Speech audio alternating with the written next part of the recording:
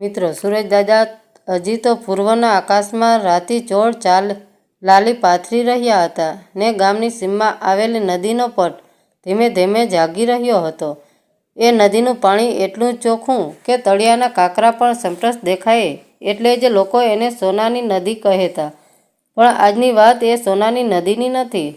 વાત છે એ નદી કિનારે રોજ સવાર પડે કપડાં ધોવા આવતી એક અભાગણી સ્ત્રીની, જેનું નામ હતું માણેક. માણેકને હજી તો 30 વર્ષ પણ માંડ પૂરા થયા હશે, પણ એનું શરીર અને ચહેરો જોઈને કોઈને એમ ન લાગે. ઘરમાં ગરીબીની ચકી પીસતી હતી અને વળી વિધવા થયાને પણ 4 વર્ષ વીતી ગયા હતા. માણેકનો વર કાળિયો 4 વર્ષ પહેલાં અચાનક માંદગીમાં સપડાયો ને 5 જ દિવસમાં રામશરણ પામી ગયો. પાછળ મૂકી ગયો એક 7 વર્ષની દીકરી. જમના અને માણેકની જિંદગીમાં અંધકાર. માણેક પાસે પેટ ભરવાનો એક જ સહારો હતો. લોકોના કપડાં ધોઈ આપવા. આખા ગામના શેઠ, સાહુકારો અને પટેલ પાટીદારોના કપડાં લઈને એ રોજ વહેલી પરોઢિયે નદી કિનારે પહોંચી જતી. આજે પણ એવું જ હતું. માથે કપડાનો મોટો ગઠારો, કમરમાં એક બેગ સાબુની ગોટી અને હાથમાં એક નાનો ધોકો, જેનાથી કપડાં ટીપવાના હતા. ધીમા ડગલે એ નદી કિનારે પહોંચી. હે ગંગા મૈયા, મારું ભલું કરજે, મનોમન પ્રાર્થના કરી અને માથા પરનો ગઠારો નીચે મૂક્યો. કપડાનો ભાર એના ખંભા પર નહીં, પણ એના કાળજા પર હતો. જમનાને સારું ભોજન આપવાની, સારા કપડાં પહેરવાની અને ભણવાની જે ઈચ્છા હતી, એના ભારથી એ દબાયેલી રહેતી. કપડાં પલાળ્યા અને પછી તો માણેકનો હાથ જાણે મશીનની જેમ ચાલવા લાગ્યો. ધબાધબ અવાજ આવતો હતો, જે નદીના શાંત વાતાવરણમાં એક પ્રકારનું સંગીત પેદા કરતો હતો. એના મનમાં સતત એક જ વિચાર આવતો હતો, આજે કપડાં જલ્દી ધોવાઈ જાય તો જમના માટે શહેરમાંથી આવતા ફેરિયા પાસેથી ચણાનો લોટ લઈ લઉં અને સાંજે એને લાડુ બનાવીને જમાડું. વળી થોડી વારમાં જ બીજો વિચાર આવતો, કાલ તો શેઠાણીના ઘરે મોડું થઈ ગયું હતું, એટલે એમણે 2 પૈસા ઓછા આપ્યા. આજે ભૂલે ચૂકે મોડું ન થવું જોઈએ, નહીં તો દીકરીનું પેટ કેમ ભરશે? એમ વિચારોની ગડમથલમાં એનું ધ્યાન કામમાં જ હતું. એણે એક પછી એક કપડું ટીપીને નીચોવીને સૂકવવા માટે નદી કિનારે પાથરવાનું ચાલુ રાખ્યું. લગભગ અડધો કલાક વીતી ગયો હશે. માણેકનો હાથ હવે દુખવા લાગ્યો હતો, પણ એણે હિંમત હારી નહોતી. એણે કપડાનો છેલ્લો ઢગલો હાથમાં લીધો. એમાં શેઠાણીની સુંવાળી રેશમી સાડી હતી. માણેકે વિચાર્યું, આ સાડી કેટલી નરમ છે. જમનાને એકાદ વાર તો આવી સાડી પહેરવી છે. બસ આ છેલ્લો ઘા અને પછી કામ પૂરું. માણેકે જોરથી કપડું પથ્થર પર પછાડ્યું, પણ આ વખતે પથ્થર સાથે અથડાવાનો અવાજ ન આવ્યો. એના કાનમાં એક જોરદાર ગુંજતો અવાજ પડ્યો. માણેક ચમકીને પાછળ ફરી નદીના સામેના કાંઠે જ્યાં ભેખડ હતી, ત્યાંથી ધૂળનો ગોટો ઉડી રહ્યો હતો. ભેખડનો મોટો ભાગ અચાનક ઘસી પડ્યો હતો. ડરી ગયેલી માણેકે કપડાં બાજુ પર મૂક્યા અને નદીમાં જોરથી નજર ફેરવી.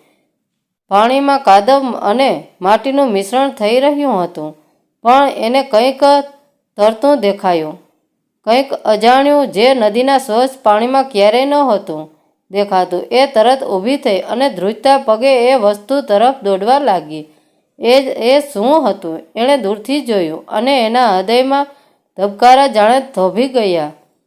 માણેક ધ્રુજતી હતી. ખડમ અવાજે સાથે ભેખડ ઘસી પડ્યા પછી નદીના પાણીમાં જે વસ્તુ તરતી હતી, તેના તરફ એની નજર ચોંટી ગયેલી હતી. એ કોઈ લાકડું નહોતું, કોઈ ગંદકી નહોતી. એ તો એક નાનું બાળકનું. અરે રામ, આ શું? માણેકના મોંમાંથી એક મોટી ચીસ નીકળી ગઈ, પણ નદીની શાંતિમાં એ ચીસ ક્યાંય વિખરાઈ ગઈ. માણેક ભૂલી ગઈ કે કે એના હાથ દુખે છે. ભૂલી ગઈ કે એ વિધવા છે અને એને આ રીતે નદીમાં ઊંડે ન જવું જોઈએ. એણે તો બસ એક જ વસ્તુ જોઈ એક માસૂમ જીવ મોતને ભેટી રહ્યો હતો. એણે વિચાર્યું અને દોડ મૂકી. ઘૂંટણો સમા પાણીમાં એ ઝપાટા ભર આગળ વધી. પાણીનો પ્રવાહ હજી તો ધીમે જ હતો, પણ માણેકને થયું કે જો જરા પણ મોડું થશે તો બાળક તણાઈને ક્યાંક દૂર જતું રહેશે. એનું હૃદય ધક ધક જોરથી ધબકી રહ્યું હતું, જાણે કોઈએ એના કાનમાં ઢોલ વગાડ્યો હોય. એણે માંડ કરીને બાળકને પકડ્યું. એ બાળક માંડ 2-3 મહિનાનું હશે. શરીર પર સાવ ફાટેલું એક વસ્ત્ર વીંટળાયેલું હતું. ઠંડીના કારણે એનો નાજુક દેહ પૂરેપૂરો ઠરી ગયેલો હતો. માણેકે બાળકને પોતાના શરીર સાથે ચાપી દીધું અને ઝડપથી કિનારા તરફ પાછી ફરી. કિનારે આવીને એણે તરત બાળકને પોતાના કપડાના ઢગલામાં પાસે જમીન પર સુવડાવ્યું. બાળકનો શ્વાસ તપાસ્યો. ઓહ, શ્વાસ ચાલે છે. હાશ, માણેકને લાગ્યું કે જાણે પોતે પાતાળમાંથી બહાર આવ્યું હોય.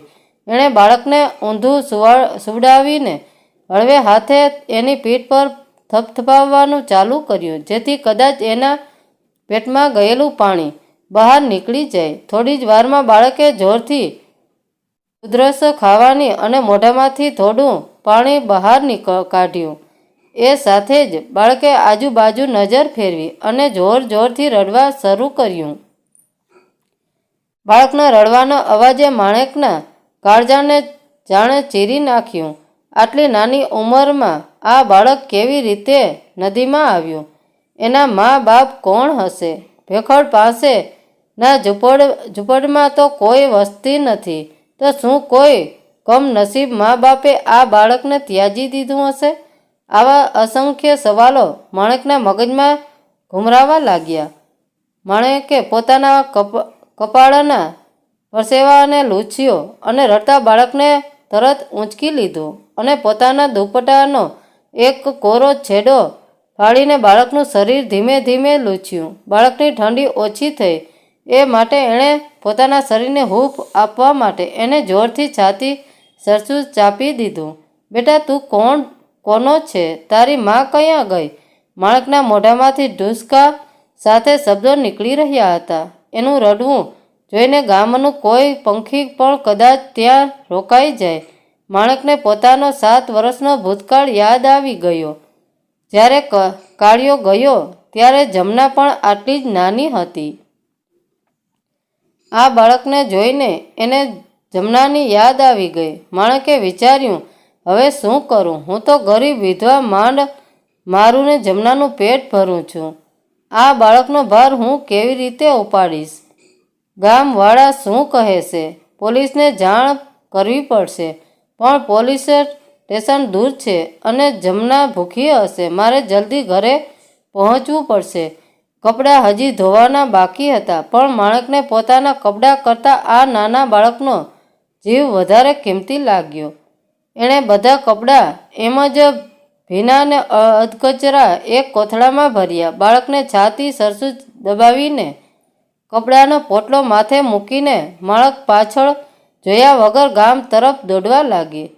આજે એને માથે માત્ર કપડાનો જ નહીં, પણ એક નવી જવાબદારીનો, એક અણધાર્યો બોજ અને એક અણમોલ વરદાનનો ભાર હતો. એને ખબર નહોતી કે આ નિર્ણય એને બાકીની જિંદગી કેવી રીતે બદલી નાખશે. માણેક ઝડપભેર ગામની ગલીઓમાં થઈને પોતાના ઝૂંપડા તરફ દોડી રહી હતી. એના માથા પર ભીના કપડાનો ભાર અને છાતી સરસું દાબાયેલું હતું. એક અજાણ્યું રડતું બાળક. એનું હૃદય ફાટી રહ્યું હતું. એક તો આજે શેઠાણીના કામમાં મોડું થયું એટલે પૈસા ઓછા મળશે, અને ઉપરથી આ નવી આફત. પણ એ આફત નહોતી, એક પરીક્ષા હતી. ઝૂંપડાનું નાનું બારણું ખોલીને એ અંદર પ્રવેશી. અંદર જમના, માણેકની 7 વર્ષની દીકરી, ચૂલા પાસે બેસીને રાહ જોઈ રહી હતી. જમનાનો ચહેરો ભૂખથી ઉતરી ગયેલો હતો. બા, તું મોડી કેમ પડી? મને ભૂખ લાગી છે. જમનાએ ફરિયાદના સ્વરે કહ્યું, પણ એની નજર માણેકની છાતી પરના બાળક પર પડી. આ કોણ છે બા? જમનાની આંખોમાં હાસ્ય અને મૂંઝવણ હતી. માણેક થાકીને લોથપોથ થઈ ગઈ હતી. એણે પોટલો બાજુમાં મૂક્યો અને બાળકને જૂની ગોદડી પર હળવેકથી સુવડાવ્યું. ચૂપ બેટા, ચૂપ થઈ જા. માણેક બાળકને હળવેથી હાથે થબથબાવવા લાગી. પછી એણે જમના તરફ ફરીને કહ્યું, બેટા, આ તારો નાનો ભાઈ છે અને નદીએથી લાવી છું. કોઈક પાપીએ એને તરતો મૂકી દીધો હતો. જમનાની આંખોમાંથી આશ્ચર્ય દ્રશ્ય થયું અને એની જગ્યાએ એક પ્રકારની અનુકંપા દેખાઈ. એ બાળક પાસે બેસી ગઈ અને એના નાના હાથને હળવેકથી સ્પર્શ કર્યો. બા, એને બહુ ઠંડી લાગી છે. આપણને એને દૂધ પીવડાવીએ. માણેકની આંખોમાં પાણી આવી ગયું. જમના ભલે નાની હતી, પણ એમનું હૃદય ઘણું મોટું હતું. બેટા, અત્યારે ઘરમાં દૂધ નથી. તું જરા રાહ જો. હું હમણાં જ શ્રાવણીના કપડાં આપી આવું. એ જે પૈસા આપશે એમાંથી પહેલાં તારા માટે લોટ અને પછી આ બાળક માટે દૂધ લઈ આવીશ. માણેકે ઉતાવળે ભીના કપડાનું પોટલું સંભાળ્યું અને જમનાને કહ્યું, જો બેટા, તું આને મૂકીને ક્યાંય જતી નહીં. જોજે એ પડી ન જાય. માણેક ઝડપથી શેઠાણીના ઘરે પહોંચી. શેઠાણી તો રાહ જ જોતા હતા. શેઠાણીએ ગુસ્સેથી કહ્યું, અરે માણેક, આટલી બધી મોડી અને આ કપડાં તો હજી ભીના છે, બરાબર ધોયા પણ નથી લાગતા. માણેકે હાથ જોડી દીધા. એની આંખોમાંથી આંસુ રોકાયા નહીં.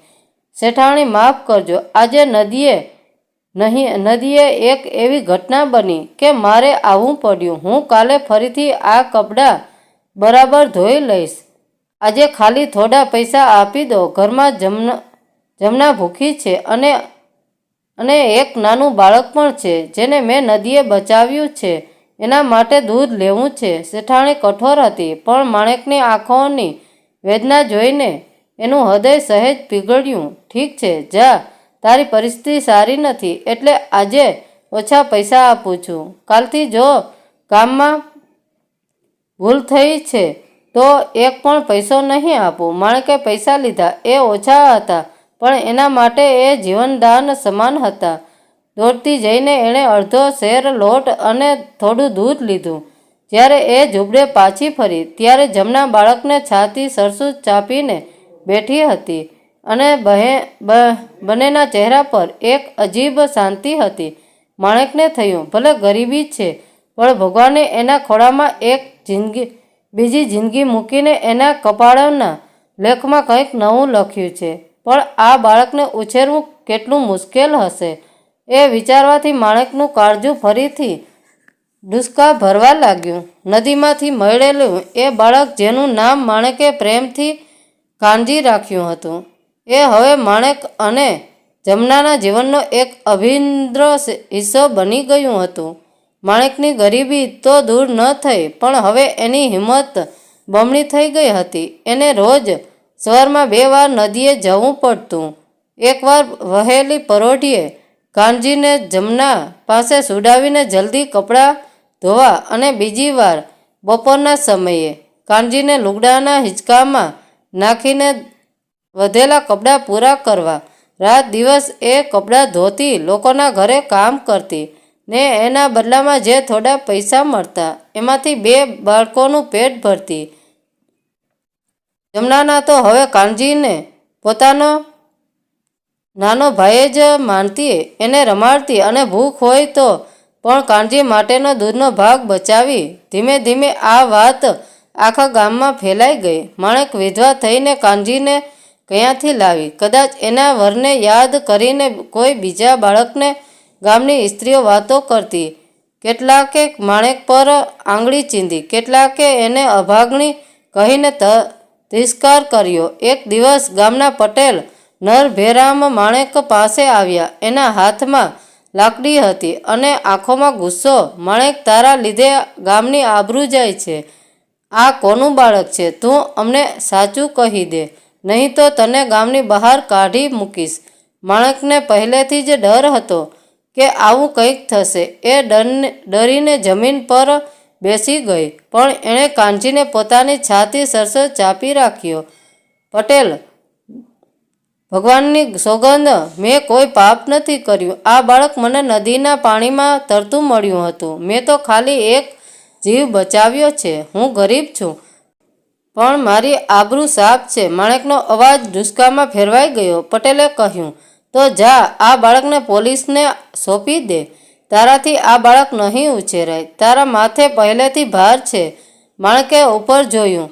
એની આંખોમાં પાણી નહીં, પણ મક્કમતા હતી. ના પટેલ, હવે આ મારું બાળક છે. નદીએ એને મારા ખોળામાં મોકલ્યું છે. ભલે મારે ભૂખ્યા રહેવું પડે, પણ કાનજીને કોઈના હાથમાં નહીં સોંપવું. હું એક મા છું અને આ બાળક મારો ધર્મ છે. માણેકના આ શબ્દો સાંભળીને નરભેરામ પટેલ પણ વિચારમાં પડી ગયા. માણેકની આંખમાં જે મમતા હતી એ દુનિયાના કોઈ પણ ખૂણે ન મળે. પટેલ કંઈ બોલ્યા વગર ચાલ્યા ગયા. પણ એ દિવસથી એનો સ્વભાવ માણેક પ્રત્યે બદલાઈ ગયો. વર્ષો વીત્યા. માણેક મહેનત કરતી રહી. એક દિવસ એવો આવ્યો કે શેઠાણીના દીકરાના લગ્ન હતા અને એ લોકોએ માણેકને નવો કપડાં અને મીઠાઈ આપી. માણેકે એ મીઠાઈ જમનાના અને કાનજીને ખવડાવી. એ રાત્રે માણેક ચૂલા પાસે બેઠી હતી. જમના અને કાનજી બાજુમાં સૂતા હતા. કાનજીએ સૂતી વખતે પણ માણેકનો હાથ પકડી રાખ્યો હતો. એનો નાનકો હાથ માણેકના ખરબચડા હાથને સ્પર્શ કરતો હતો. માણેકે એ હાથ પર પોતાનું માથું મૂક્યું. એ ભગવાન, તે મને ભલે ગરીબી આપી, પણ મારી પાસે બે દીકરા દીકરીનું સુખ આપ્યું. હવે તો મારે બીજા કોઈ ધનની જરૂર નથી. આજ મારા કપાળમાં સાચા લેખ છે. માણેકની આંખોમાંથી આંસુ દળદળ વહીને એના મહેનતથી તરખડાયેલા હાથ પર પડ્યા. એ આંસુ ગરીબીના નહોતા. એ આંસુ હતા સંતોષના અને માતૃત્વના. સ્મિત પ્રેમના ગામવાળાએ એ દિવસથી માણેકને અભાગણી કહેવાનું બંધ કરી દીધું અને એણે માણેક મા તરીકે ઓળખવા લાગ્યા. એક નાનકડા ત્યાજી દીધેલા બાળકને પ્રેમ આપીને માણેકે માત્ર એનો જીવ જ નહોતો બચાવ્યો, પણ પોતાની જિંદગીને પણ સાચો અર્થ આપી દીધો હતો. મિત્રો, વાર્તા કેવી લાગી તે કોમેન્ટ કરીને જરૂર જણાવજો. ધન્યવાદ મિત્રો.